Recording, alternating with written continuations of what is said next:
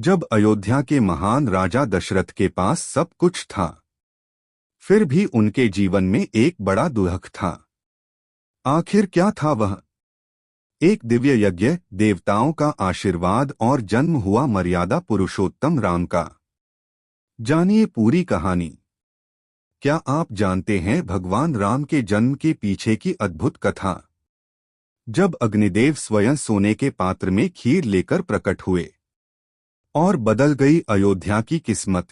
त्रेता युग की बात है।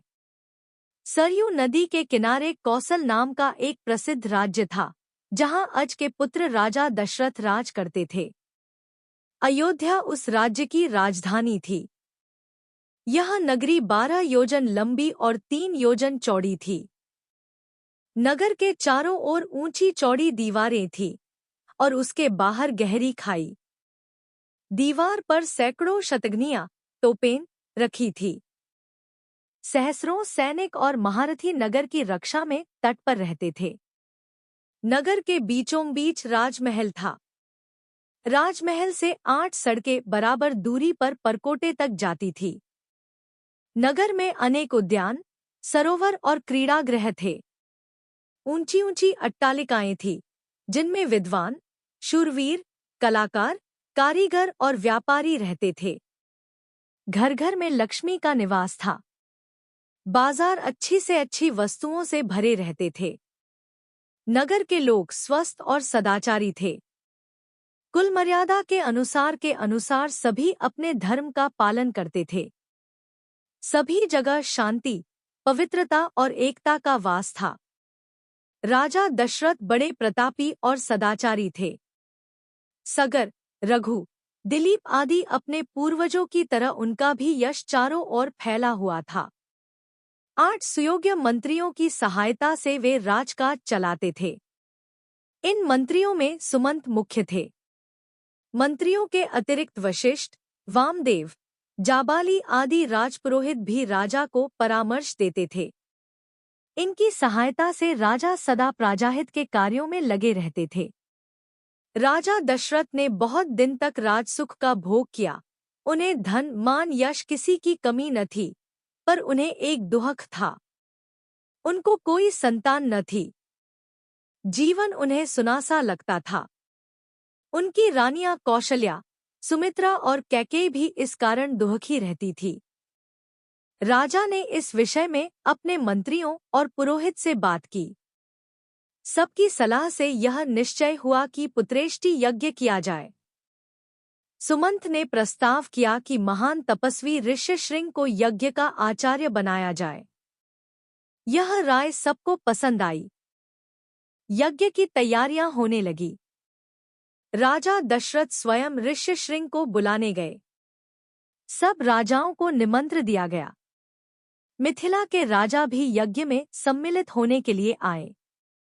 अनेक ऋषिमुनि भी आमंत्रित होकर आए। सरयू नदी के किनारे यज्ञशाला का निर्माण हुआ। ऋष्यशृंग ने शुभ मुहूर्त में यज्ञ प्रारंभ किया। यज्ञ का घोड़ा गया।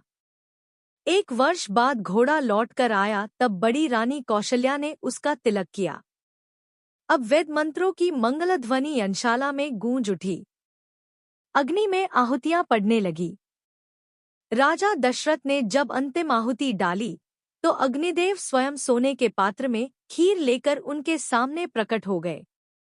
ऋष्यशृंग ने अग्निदेव से खीर का पात्र ले लिया और राजा दशरथ को देकर कहा कि यह खीर पुत्रदायक है। अपनी रानियों को इसका सेवन कराइए। खीर लेकर राजा ने उसे सर से लगा लिया। उन्होंने खीर का पात्र कौशल्या को देकर कहा कि तुम सब बांट लो। कौशल्या ने आधी खीर अपने लिए रख लिया, शेष सुमित्रा को दे दी। सुमित्रा ने उस आधे भाग का आधा अपने लिए रखकर शेष कैकेयी को दे दिया। कैकेयी ने उसमें से आधी खीर स्वयं ले ली और आधी सुमित्रा को ही लौटा दी। समय आने पर चैत्र मास के शुक्ल पक्ष की नवमी को बड़ी रानी कौशल्या के गर्भ से श्रीराम ने जन्म लिया। इसी तिथि पर हम आज भी रामनवमी का पर्व मनाते हैं। मझली रानी सुमित्रा के 2 पुत्र हुए, लक्ष्मण और शत्रुघ्न। कैकेयी के एक पुत्र हुआ। उसका नाम भरत रखा गया। रखा ने बड़ी धूमधाम से पुत्रोत्सव मनाया। राजमहल में मंगलाचार होने लगे और स्त्रियां बधाइयां गाने लगी। देवताओं ने फूलों की वर्षा की। अप्सराएं नृत्य करने लगी। राजा और प्रजा के हर्ष का ठिकाना न रहा। चारों राजकुमार बड़े सुंदर थे। धीरे धीरे वे बड़े हुए और साथ साथ खाने खेलने लगे। चरों में बड़ी प्रीति थी। लक्ष्मण राम के साथ अधिक रहते और शत्रुघ्न भरत के साथ। चरों भाई जब अयोध्या की गलियों में खेलने निकलते तब उन्हें देखकर ठगे से रह जाते। राम के रूप में अद्भुत आकर्षण था। उन्हें जो देखता वह देखता ही रह जाता।